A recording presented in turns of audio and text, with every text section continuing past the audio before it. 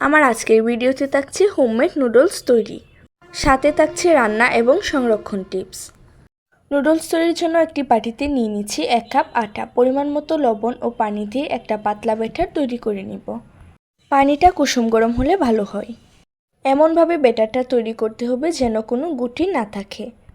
এখন 10 মিনিট রেস্টে রেখে দিব। একটা বোতলের ভিতর ব্যাটারটা ভরে মুখটা ছিদ্র করে লাগিয়ে নিচ্ছি। প্রথমে প্যানে একটু তেল ব্রাশ করে নিব।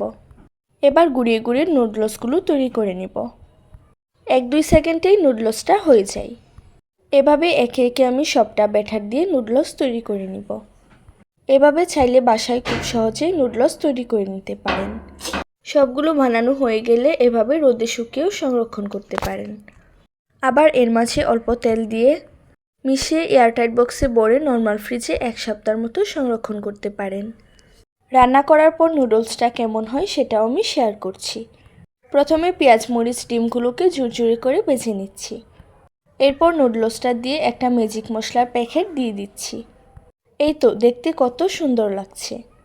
এভাবে মাঝে মাঝে বাসায় ট্রাই করে দেখতে পারেন। বাজারের নুডলসের থেকেও কোনো অংশে স্বাদে কম নয়।